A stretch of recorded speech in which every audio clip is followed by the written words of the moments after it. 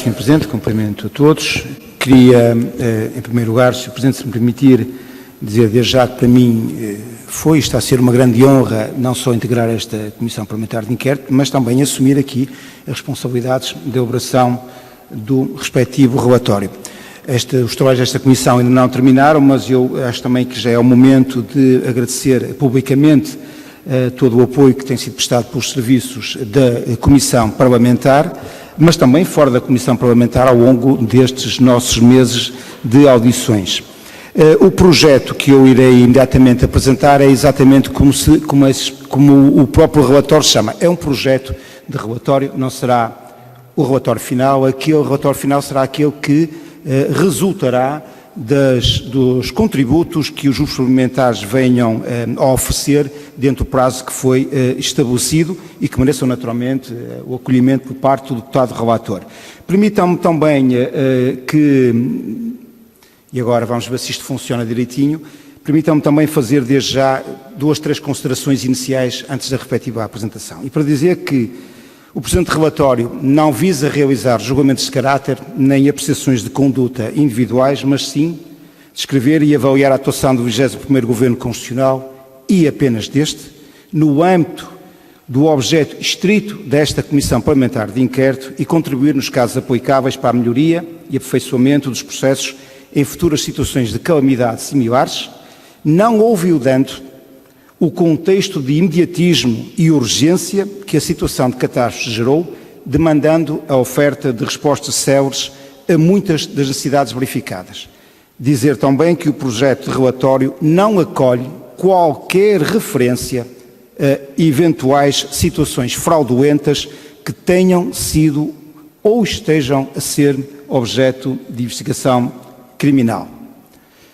O relatório contempla 2 partes, uma primeira parte com uma introdução que descreve a constituição, duração e objeto desta Comissão Parlamentar de Inquérito, as reuniões, audições e depoimentos que tiveram lugar, descreve também sobre o regulamento de designação do relator, a documentação suscitada e partilhada, ainda dentro de uma primeira parte, um enquadramento daquilo que é o objeto da Comissão, de uma forma mais detalhada, sobre aquilo que foram os incêndios de junho de 2017 na região centro, as medidas de resposta imediata e de avaliação daquela ocorrência e uma estimativa geral e global dos danos e prejuízos. A parte 2, que é onde eu irei incidir a minha apresentação, tem a ver exatamente com os apoios que foram concedidos e que estão aqui a ser apreciados. Eu dividi em 4 capítulos, com os apoios à agricultura, à atividade económica e infraestruturas, apoios à floresta e apoios à habitação. A ordem pelos quais estabeleci os capítulos tem a ver com a precedência alfabética, ou seja, a agricultura não é mais importante, é apenas porque começa por A, como a atividade económica até será a segunda, os apoios à floresta e apoios à habitação. Dentro de cada um dos capítulos há uma estrutura comum, ou seja, há um enquadramento naturalmente da matéria, há aquilo que foram os apoios anunciados, quem deles beneficiou, quais foram as respectivas dotações e a quem competia a tutela. Depois uma análise da execução daquilo que foram os apoios na perspectiva do Governo, mas também na perspectiva dos seus intermediários, associações e autarquias, os mecanismos de fiscalização de cada um desses apoios e depois as conclusões e recomendações. Dizer que na matéria de apuramento dos factos, naturalmente que a prova foi feita através dos documentos do suporte documental e aqui dizer que é os documentos públicos e que constam do acervo da Comissão Parlamentar, mas também os documentos que são públicos, apesar de não constarem no acervo, mas, por exemplo, que estão no site ou do portal do Governo ou das instituições objeto da nossa análise. Dar conta também, porque é importante para o exterior, que toda a documentação suscitada a entidades e organizações ou a depoentes suscitada pelos grupos parlamentares foi facultada. Depois, como não podia deixar de ser, o apuramento dos factos faz também por suporte documental. E aqui dar conta, Sr. Presidente, de que tivemos 32 depoimentos via audição, um depoimento por escrito, neste caso concreto, do Sr. Primeiro-Ministro. Estivemos mais de 62 horas de audições e a transcrição dos depoimentos importou em 2.262 páginas, um trabalho de facto ciclópico. O que eu irei apresentar agora é pelos capítulos e apenas me cingirei às conclusões e recomendações dentro de cada um dos capítulos. E as conclusões e as recomendações são exatamente aquelas que constam, ipsis verbis, no projeto de relatório que também foi distribuído. Apoios à agricultura. Sr. Presidente, conclui-se que o processo de atribuição de apoios aos agricultores lesados decorreu de forma desigual nos vários concelhos afetados pelos incêndios de junho de 2017 na zona do Pinhal Interior. Os agricultores lesados residentes nos concelhos de Castanheira de Pera, Figueiró dos Vinhos e Pedrógão Grande tiveram apoios decorrentes do Fundo Revita. E através deste fundo foram apoiados 1.131 agricultores, o que representou um montante total de 3.440.358,26 € de subsídios concedidos, ou seja, 58% da dotação do fundo. Eu julgo que esqueci-me foi de passar este... É que eu tenho estado a falar e não tenho estado a passar e peço imensa desculpa. E agora sim vou... Este foi o que acabei de ler. Peço imensa desculpa. Conclui-se igualmente que, no âmbito da parceria entre a União das Misericórdias Portuguesas e a Fundação Coles Gulbenkian, foram apoiados 246 agricultores, distribuídos pela forma que aparece no respectivo slide. Estes apoios representaram um investimento total de 656 mil euros, 656, 577 mil euros e 62 cêntimos, e também teve origem em donativos privados. Depois, dizer que, ao contrário dos primeiros que eu fiz referência, os agricultores residentes nos concelhos de Ancião, Avaerze, Arganil, Góis, Penela, Pampilhosa Serra, Oeiros e Sertá, portanto, não tiveram acesso aos apoios decorrentes do Fundo Revita, daí a desigualdade que eu tinha feito a referência. Estes agricultores, que acabo de citar, dispuseram apenas do apoio decorrente da Operação 622 para o restabelecimento do potencial produtivo no âmbito do PDR 2020. Conclui-se também, Sr. Presidente, que há uma percepção de burocratização e complexidade excessivas do processo de candidatura ao Programa de Desenvolvimento Rural do Continente, o tal PDR 2020, para apoios superiores a 5 mil euros, circunstância que obstaculizou a candidatura de grande parte dos lesados a este apoio. Conclui-se também que não resulta claro se as sessões de esclarecimento realizadas pela Direção Regional de Agricultura e Pescas do Centro, no Concelho de Pedrógão Grande, se destinaram a apresentar todos os apoios existentes, nomeadamente do regime simplificado da respectiva candidatura, e se o fizeram também tendo como destinatários não só os agricultores daquele município, mas também todos os agricultores lesados de todos os concelhos afetados. Resulta também deste projeto, e em forma de conclusiva, que a falta de clareza na transmissão de informação sobre os apoios disponíveis pode ter estado na origem da percepção de que as candidaturas à Operação 622 do PDR 2020 tinham como limite mínimo a candidatura os 5 mil euros.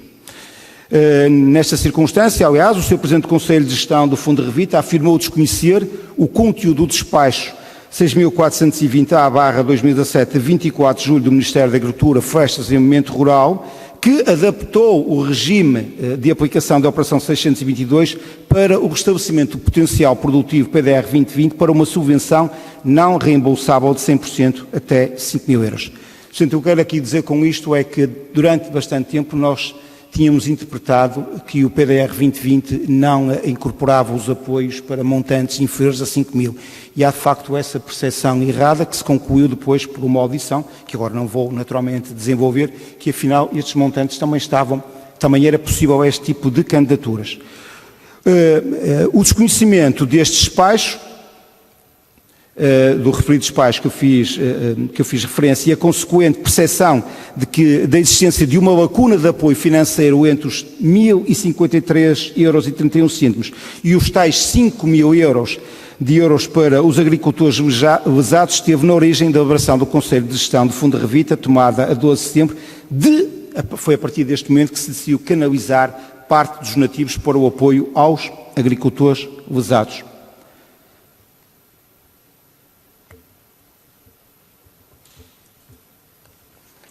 Ao atribuir parte dos donativos do Fundo Revita para o apoio aos agricultores, como já fiz referência,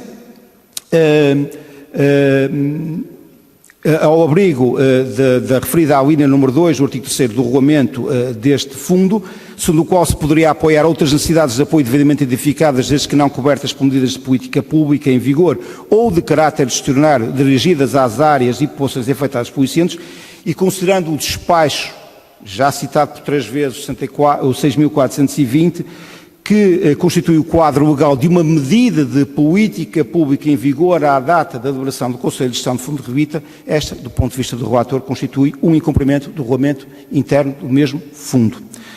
Tendo o Sr. Primeiro-Ministro afirmado que o apoio aos agricultores pelo Fundo Revita foi uma decisão do Governo e que o Estado ressarciu o Fundo Revita em 2,5 milhões de euros para cobrir esse investimento, fica assim, do nosso ponto de vista e do meu ponto de vista, por ressarcir o fundo em 900 mil euros que foram gastos para além do valor investido pelo Estado no apoio aos agricultores.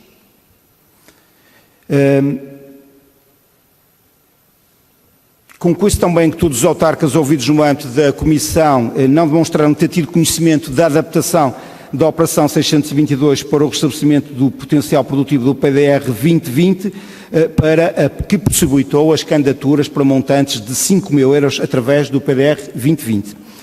Foi manifestado pelos autarcas ouvidos em comissão dos concelhos de Pedrógão Grande, Castanheira de Pera, Figueiró dos Vinhos, a percepção que também os seus munícipes não teriam conhecimento sobre a existência de qualquer medida de política pública direcionada aos agricultores para os tais prejuízos inferiores ou iguais a 5 mil euros, para além daquele que estava, para além do regime simplificado e financiado e previsto pelo Fundo Revita. Senhores deputados, eu sei que isto é um bocadinho fastidioso, mas não há outra forma de apresentar estas conclusões. E peço-vos antecipadamente desculpa. Ainda dentro das conclusões da agricultura, dizer que quer os autarcas, quer o representante da Associação de Agricultores declararam, conhecer situações de agricultores lesados com prejuízos superiores a 5 mil euros que terão abdicado de tentar reaver o valor diferencial por manifesta incapacidade de efetuar uma candidatura ao PDR 2020. Foi percepção geral, incluindo autarcas, Comissão de Coordenação e Desenvolvimento Regional Centro, Conselho de Gestão do Fundo Revita e até do Tribunal de Contas, que existiam 3 escalas de apoio aos agricultores. A primeira, até após os 2,5 IAs, ou seja, 1.053,31 euros, a segunda entre os 1.053,31 euros e os tais 5 mil euros, e aqui estavam abarcadas pelo regime simplificado do Fundo Revita, e uma terceira, a partir dos 5 mil euros, a tal Operação 622 do PDR 2020. Mas a fiscalização dos apoios aos agricultores pelo Fundo Revita foi considerada pelo Tribunal de Contas, na sua auditoria, como pouco transparente e sem critérios de avaliação. O facto de 51% do Fundo Revita ter sido atribuído para apoio aos agricultores impediu que fosse considerada a possibilidade de canalizar esse valor para outras necessidades habitacionais, nomeadamente a reconstrução total ou parcial das segundas habitações. Nos levantamentos de danos e prejuízos agrícolas levantados pelo DRAP-Centro e pela CCDR-Centro, existe um diferencial de 2.267.967 euros, que nem a Comissão Parlamentar de Inquérito, tal como o Tribunal de Contas, não encontrou uma justificação cabal para a origem deste diferencial. Finalmente, no âmbito das conclusões dos apoios a agriculturas, dizer que o Governo tinha a expectativa de criação ou desenvolvimento de 33 parques de madeira queimada, em resultado dos incêndios de 2017, desses apenas 14 entraram em funcionamento para o fim destinado, o que corresponde a uma execução de 42%. Finalmente, segundo o ICNF, de uma expectativa de armazenamento de 1.066.000 toneladas de madeira, os parques de madeira criados armazenaram, isto datas até 31 de julho de 2020, 158.000 toneladas, o que corresponde a uma taxa de execução de 15%. Terminada que está as conclusões no âmbito dos apoios à agricultura, as recomendações. São 4. Primeira recomendação, recentrar a visão estratégica da agricultura como um auxiliar precioso para o combate ao abandono nos territórios de baixa densidade, apostando na ciência, na tecnologia, na sustentabilidade e em códigos de boas práticas ambientais. Segunda recomendação, desburocratizar os processos de candidatura aos programas de apoio nacionais e criar gabinetes de apoio local para coadjuvar nas candidaturas a programas de cariz internacional, cujos requisitos não possam ser alterados. Terceira recomendação, criar um enquadramento legal extraordinário a aplicar em casos de calamidade e emergência com critérios pré-definidos, responsáveis identificados e todos os procedimentos estabelecidos e aprovados previamente, pronto a aplicar no momento imediato à situação de crise. Finalmente, quarta recomendação, criar um gabinete de crise, prevenindo em situação de catástrofe ou calamidade qual é a cadeia de comando, quem centraliza as operações e o porta-voz de cada uma das tutelas. Neste caso, considerar quem fará a ponte com toda a comunidade agrícola, independentemente da região do país e do tipo de catástrofe, sendo fundamental assegurar que toda a informação é transmitida a uma só voz, de forma clara, coerente e equitativa, evitando situações de desigualdade ou iniquidades no acesso à informação. Apoios à atividade económica e infraestruturas municipais. Primeira conclusão, que a atuação do Estado, eu chamava particularmente a atenção porque há aqui uma divisão do tipo de medidas e numa leitura mais apressada da minha parte pode gerar confusão na audição. A atuação do Estado anunciado para a atividade económica e infraestruturas e equipamentos municipais dividiu-se em 2 grandes eixos. Uma coisa são medidas de emergência e recuperação e depois um segundo conjunto de medidas são medidas de investimento e incentivo, que eu vou procurar separar na exposição. Quanto à atuação do Estado no campo das medidas de emergência e recuperação, foi considerada eficiente. Através do programa Centro 2020 foram aprovados 25 projetos pertencentes aos concelhos afetados pelos incêndios e de um financiamento elegível total, candidato a 22 milhões de euros, foram aprovadas 12 milhões de euros. O ramo das indústrias transformadoras foi o mais afetado pelos incêndios e foi também o maior receptor de fundos aprovados, sendo concentrado 72%.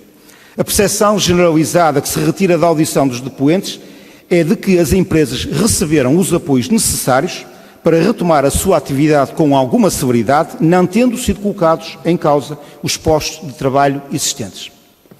Conclui-se também que os apoios à recuperação e reposição de infraestruturas e equipamentos municipais dos 7 concelhos afetados pelos incêndios apoiados, considerados no levantamento da Comissão de Cooperação e Desenvolvimento Regional Centro, foram quase totalmente cobertos em relação ao valor das candidaturas, não havendo indicação de que os municípios tenham tido necessidade de financiar despesas com orçamento próprio.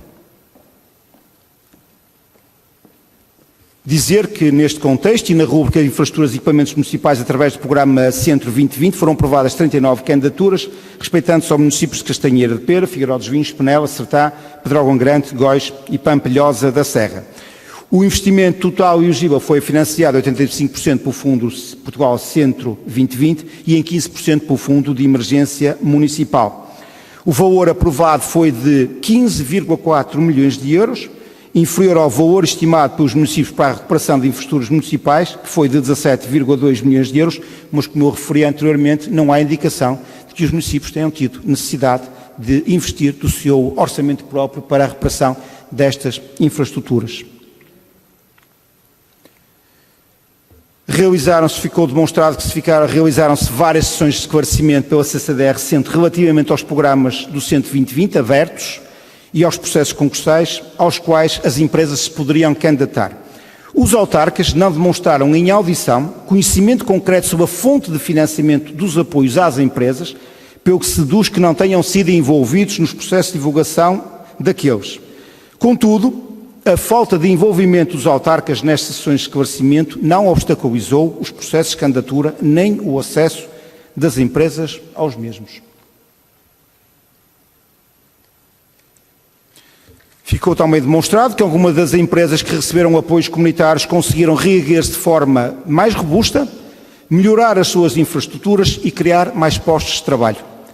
No domínio das medidas de investimento e incentivo à economia, e aqui eu já estou a falar no segundo plano, não das de emergência e de recuperação, mas de medidas de incentivo à economia, apesar da elevada taxa de execução de 90% reclamada pelo Governo no âmbito do plano de revitalização do plano interior, não existe por parte dos autarcas ouvidos a percepção dos impactos do investimento realizado pelo Estado no desenvolvimento económico da região, ao contrário, ou seja, como aconteceu com as medidas de respostas e de recuperação.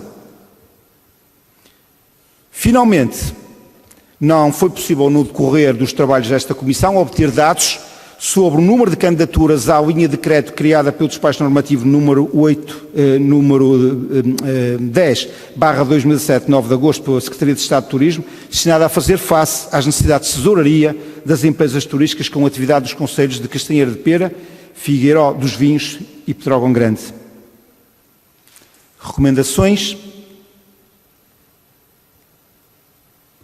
Neste capítulo de atividades económicas, renovar incentivos às regiões afetadas pelos incêndios, nomeadamente através da criação de incentivos financeiros fiscais ao estabelecimento de clusters, zonas económicas privilegiadas que apostem em determinadas atividades e indústrias específicas e na economia do conhecimento.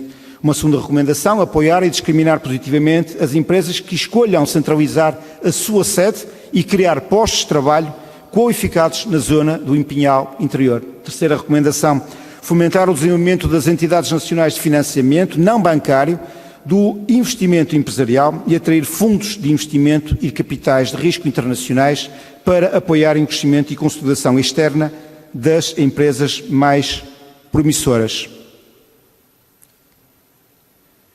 Quarta recomendação, recuperar o programa JTI, Jovens Técnicos para a Indústria, desenvolvimento centralmente na zona do Pinhal Interior, com o apoio dos centros tecnológicos setoriais, programa de incentivo à integração dos nossos jovens licenciados nas áreas científicas, tecnológicas e de gestão nas empresas portuguesas. Introduzir uma discriminação positiva para os territórios de baixa densidade na promoção do emprego de jovens e de empregos e desempregados de longa duração. Sexta recomendação, desenvolver para aqueles territórios de baixa densidade uma medida de apoio ao empreendedorismo e à criação de empresas, as chamadas iniciativas locais de emprego. Verifiquei que desapareceu do painel a exposição, ou melhor dizendo, a apresentação.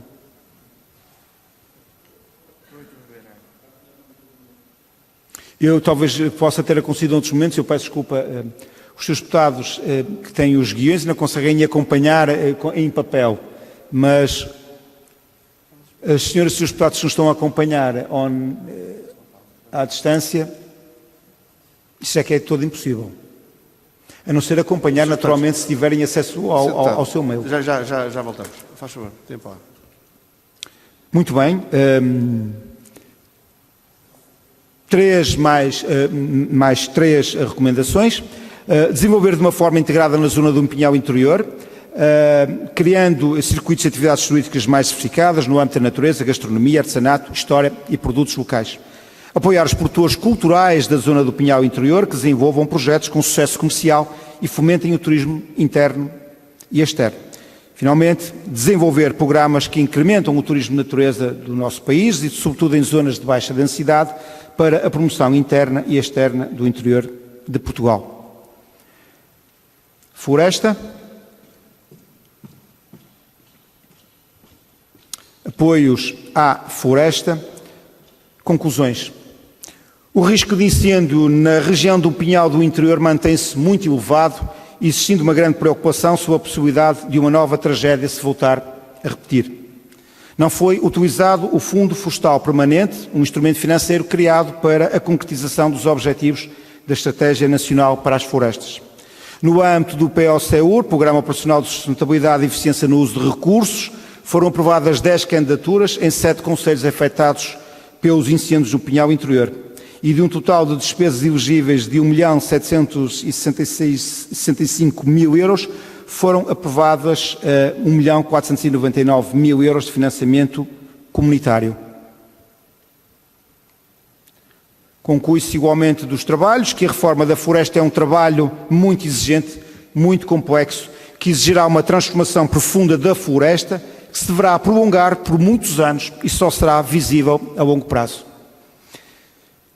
Digo a uma nova conclusão de que a rotatividade dos mandatos nas últimas décadas e a ausência de uma estratégia política concertada e consensualizada para a floresta não permitiu que tivesse sido realizada uma reforma contínua com objetivos concretos, materializáveis ao longo do tempo. De igual modo, conclui-se que a política fiscal existente deve ser mais orientada para a natureza e para o ordenamento do território, devendo ser eliminados fatores perversos, como elementos a excessiva burocracia, que transformam boas medidas e apoios em soluções impraticáveis ou só acessíveis aos grandes grupos económicos. O cenário atual na zona do Pinhal Interior é de uma monocultura instalada, em que algumas espécies de crescimento rápido, como o eucalipto, estão naturalizadas e, se nada for feito para contrariar essa tendência, vão ocupar a mancha florestal. Conclui-se também dos trabalhos da Comissão que, no contexto da sua conjectura económica, a ausência de apoios e de alternativas sustentáveis, a população destes territórios escolhe, de acordo com as opções que lhe permitam oferir no curto prazo, maior rendimento. A questão da ruína da agricultura familiar está na base do êxodo rural e as parcelas agricultadas que hoje se mantêm agricultadas, pequena agricultura, a agricultura familiar, são tampões à progressão dos incêndios florestais. Os apoios do Estado para a reflorestação, apesar de existentes, tiveram muito baixas execuções, fruto da desmotivação dos proprietários de reinvestir em territórios que acreditam que voltarão a arder. A percepção dos representantes do Governo e entidades diretamente tuteladas, ouvidas em comissão, é de que houve um amplo apoio ao setor das florestas e foram aplicadas medidas efetivas no terreno. Já a percepção da maioria dos depoentes não governantes é de que pouco ou nada foi feito em termos de reordenamento e prevenção de incêndios, tendo todos receio de que novos episódios de incêndio trágicos possam acometer a região se nada for feito a curto prazo. Finalmente, não existe a percepção de depoentes não governantes de onde foram investidos os milhões anunciados pelo Governo para medidas para o setor da floresta. Finalmente, existe uma maior prevalência do investimento no combate aos incêndios, ou seja, medidas de natureza reativa, do que uma aposta em ações proativas e preventivas.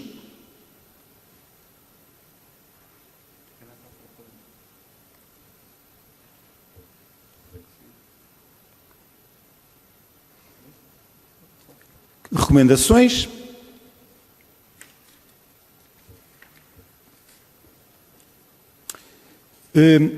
Depois de ter sido criada a Comissão Técnica Independente, constituída, como é do conhecimento das senhoras deputados, por especialistas do setor e das diferentes audições nesta Comissão terem demonstrado que permanecem os problemas identificados pela Comissão Técnica Independente e que a percepção e a sua percepção de inação no terreno parece-nos da maior justeza e adequação que este relatório reforce, subscrevendo algumas das recomendações apresentadas pela Comissão Técnica Independente para o setor das florestas.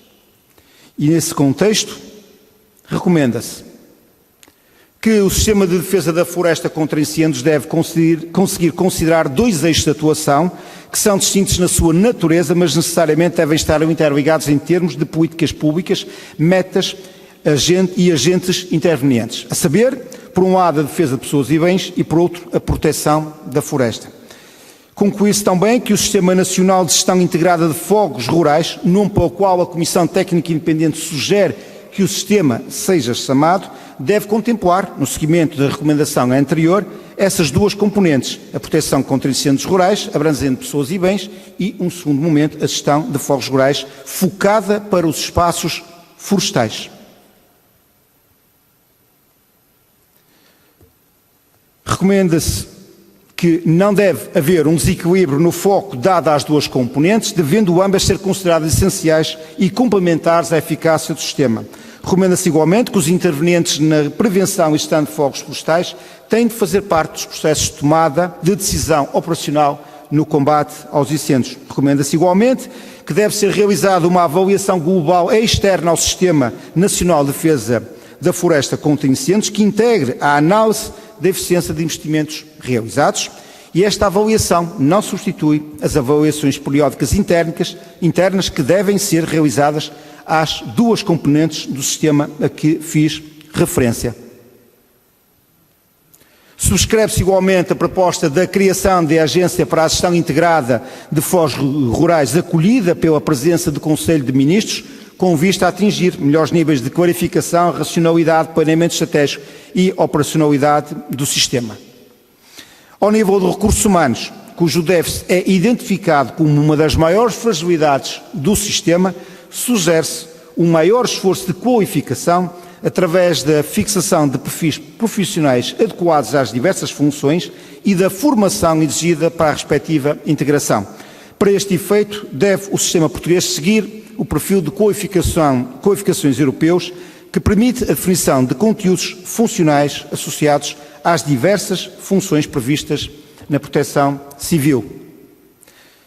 Recomenda-se ainda que o Sistema Educativo Nacional deverá integrar opções de formação qualificada nos domínios da proteção civil e da defesa da floresta contra incêndios. Seguindo a conclusão da Comissão Técnica Independente de que as melhores soluções de ordenamento para a mitigação de incêndios florestais passam pela diversificação da floresta e a utilização de espécies que conduzam a formações menos combustíveis, nomeadamente as folhosas de folha caduca, como os carvalhos, castanheiros ou outras folhosas, por terem um grande teor de umidade, pelo que devem ser consideradas em misturas com outras espécies ou em áreas estratégicas para contrariar a fácil propagação dos incêndios. Concretamente, no pinhal interior, recomenda-se o recurso a modelos de silvicultura como o sobreiro e com o medronheiro, que se têm demonstrado apropriados para fazer parte integrante de uma solução que passe pela diversificação da floresta. Subscreve-se igualmente a recomendação da Comissão Técnica Independente da criação de um programa específico que compensa a perda de rendimento por alguns anos para a criação de florestas de carvalhos, castanheiros e outras folhosas, que deverá incentivar os proprietários e gestores florestais a optarem por estas espécies que a médio e longo prazo poderão ser ainda mais rentáveis do que as atuais alternativas e com menor perigo de incêndio para as próprias florestas e para as aldeias existentes nos espaços florestais. Finalmente, recomenda-se o reforço do papel das Forças Armadas no sistema de proteção civil, com a participação em ações de prevenção, de logística, de rescaldo e de vigilância de reincendimentos. Por fim, deve ser continuamente reforçada a estratégia de sensibilização e autoproteção das populações para a adoção de boas práticas e o desvio de comportamentos de risco, com vista a minimizar os impactos dos incêndios rurais de que são particularmente afetadas. Sugere-se o envolvimento ativo das autarquias, que deverão constituir-se como entidades proativas na mobilização das populações para, com as comunidades, garantirem a adoção daquelas medidas de proteção de pessoas e bens contra fogos rurais.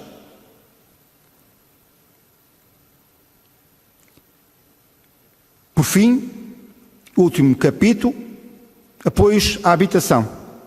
Conclusões. Em resposta à tragédia de enorme dimensão e à vasta repercussão que a solidariedade teve nos meios de comunicação social, assistiu-se a uma onda de solidariedade ímpar por parte da sociedade civil, empresas, organizações não governamentais, entidades que quiseram contribuir para ajudar a população afetada. Essa ajuda materializou-se em ações de voluntariado, donativos em espécie, mas também em avultados donativos financeiros, destinados essencialmente à reconstrução das habitações destruídas pelo incêndio. O Fundo Revita foi criado pelo Governo com o objetivo de gerir os donativos entregues no âmbito da solidariedade demonstrada, aplicando-os integralmente no apoio às populações e à revitalização das áreas afetadas pelos incêndios nos concelhos de Castanheira de Pera, Figueiró dos Vinhos e Pedrógão Grande. O Fundo e a respectiva implementação, enquadrados nos restantes instrumentos de apoio à recuperação de danos provocados pelos graves incêndios de junho de 2017, constituíram uma solução oportuna, de centralização e operacionalização do elevado montante de donativos a gerir, oriundos de diversas fontes e com várias formas de aplicabilidade. O Fundo Revita, tendo sido um instrumento de emergência, observou vários dos princípios e recomendações internacionais aplicáveis à ajuda humanitária, designadamente quanto a providenciar assistência com base na definição de necessidades, quanto a envolver nessa assistência várias organizações, incluindo de origem local e do terceiro setor, e quanto a articular a ajuda de modo a evitar a duplicação de apoio. Os donativos em dinheiro ascendem a 5.446.296 euros e 31 cêntimos. O Ministério do Trabalho, Solidariedade e Segurança Social, através da Resolução do Conselho de Ministros número 180 de 2017, reforçou o financiamento do Fundo Revita em 2,5 milhões de euros, que acrescem ao referido valor.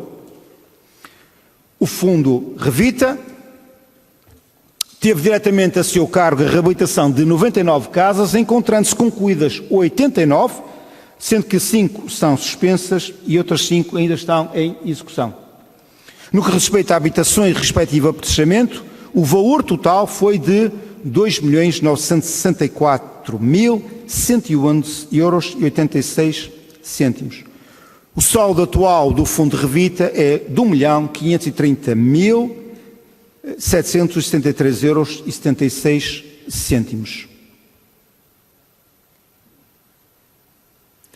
Por seu turno, a União das Misericórdias Portuguesas, a Fundação Carlos Gulbenkian e a Caritas Diocesana de Coimbra assumiram o papel de gestoras de fundos constituídos por vários doadores, mas também todos eles de natureza privada.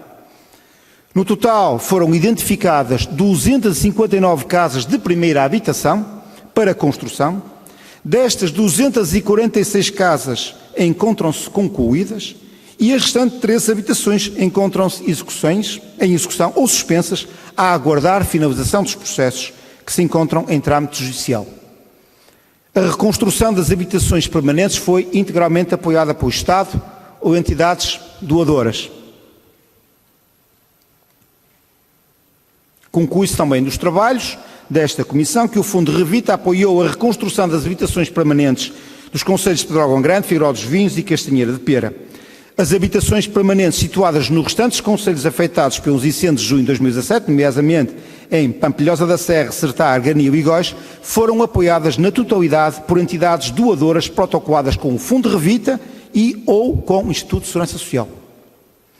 O instrumento criado pelo Estado para apoiar a reconstrução das segundas habitações ou outras tipologias, anexos ou arrumos, foi o mecanismo de apoio à reconstrução de habitações não permanentes afetadas pelos incêndios ou outras circunstâncias excepcionais, criada pelo artigo 154 da Lei 114/2017, de 29 de dezembro, que aprova o Orçamento de Estado. O facto de fazer depender os apoios às segundas habitações à capacidade financeira dos municípios tornou o processo de reconstrução injusto, tratando de forma desigual pessoas que foram da mesma forma afetadas pelos incêndios. Existe ainda a expectativa dos autarcas de que o Estado possa vir a cobrir a reconstrução das segundas habitações à semelhança do que fez com as habitações permanentes. Conclui-se dos trabalhos da Comissão que as segundas habitações são de extrema relevância para estes territórios, desempenhando um papel fundamental como motor de desenvolvimento socioeconómico da região e no combate à desertificação do pinhal interior. Conclui-se que os apoios não foram comunicados de forma clara aos cidadãos, tendo alimentado confusões e expectativas em relação às segundas habitações que agora se veem malogradas. A redação dos diplomas normativos não foi a mais feliz, contribuindo para este clima de incerteza. A Resolução do Conselho de Ministros número 101/2017, por exemplo, aponta a reconstrução e a reabilitação das primeiras habitações através do Fundo Revita e de outras fontes de financiamento, e as segundas habitações ou outras tipologias através da disponibilização de empréstimos financeiros. Mas depois, o próprio regulamento do Fundo Revita não veda a possibilidade de as segundas habitações também poderem vir a beneficiar do seu apoio quando as primeiras prioridades de intervenção estivessem materializadas.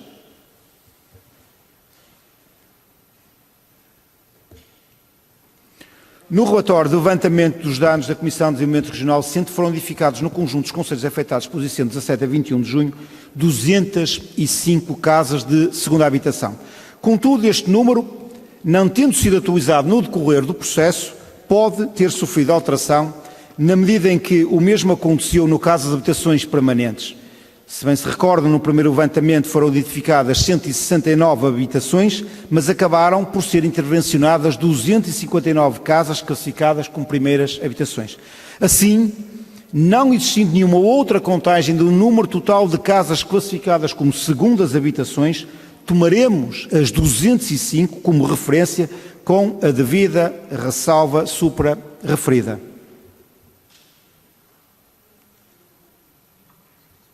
Conclui-se também dos trabalhos da Comissão que os pedregoenses sentiram-se envergonhados e estigmatizados por ver exposto mediaticamente o seu concelho associado a alegadas ilegalidades. A percepção desse estigma não é partilhada pelos cidadãos dos concelhos limítrofes, que não atribuem à população de Pedrógão Grande nenhum rótulo generalizado. O Tribunal de Contas concluiu que deveria ter existido maior participação da comunidade afetada no diagnóstico realizado pela CCDR Centro e pelas autarquias.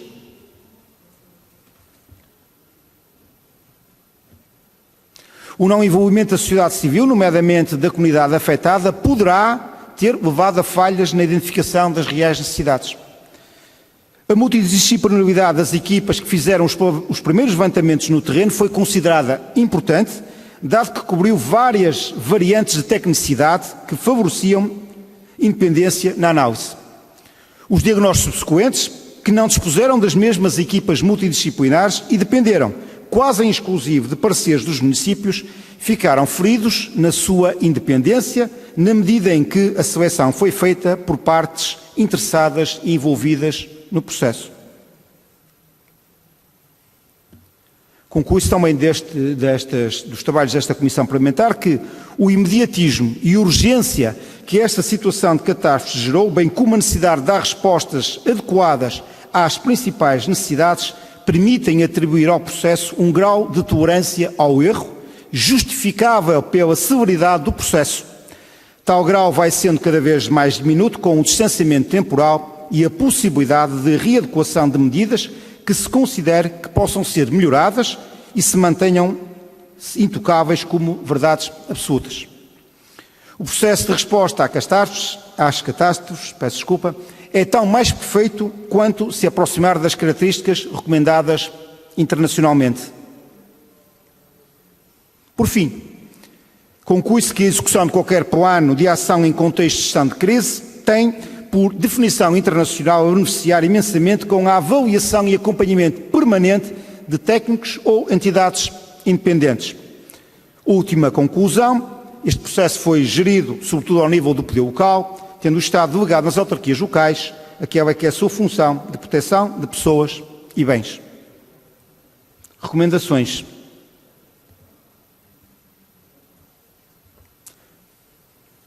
Em face das conclusões, recomenda-se a elaboração de um quadro legislativo global de natureza estrutural que regula a ajuda humanitária e solidária, contendo designadamente princípios éticos aplicáveis, regras sobre a definição de critérios de ajuda, procedimentos de coordenação e controle, normas sobre transparência, prestação de contas e controle financeiro.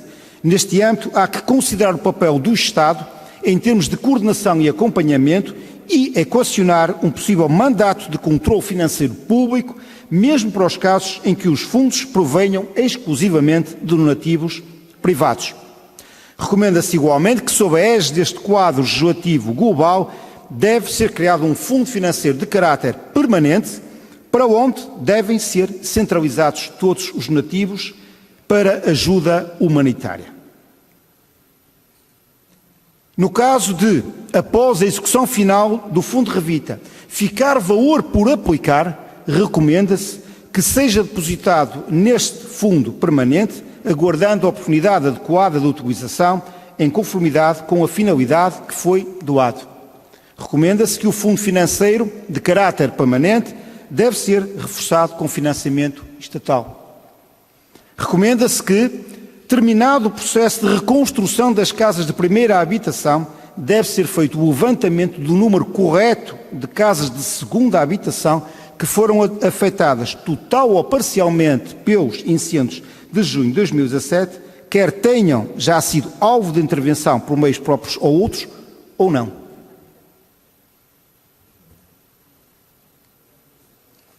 Recomenda-se que o Estado deve suportar o custo da reconstrução total ou parcial das segundas habitações afetadas pelos incêndios de junho de 2017.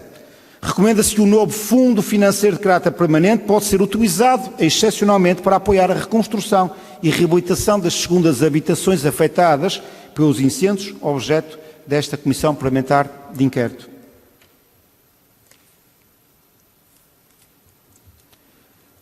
Recomenda-se que é importante criar um plano de gestão de crise sustentado nos princípios internacionais de ajuda humanitária que ditem a atuação nacional em contexto de catástrofes, com uma distribuição clara de competências pelas entidades envolvidas, sendo necessário garantir uma cadeia de comando de cariz horizontal. A identificação e diagnóstico das necessidades devem ser realizadas por equipas multidisciplinares, totalmente independentes e que envolvam especialistas. Recomendam-se que é fundamental garantir a total transparência nas várias fases do plano de ação, com atualização de informação que possa ser considerada relevante para a comunidade envolvida. Senhor Presidente, senhoras e senhores deputados, 83 conclusões depois, 36 recomendações apresentadas. Muito obrigado. Muito obrigado, Sr. Deputado.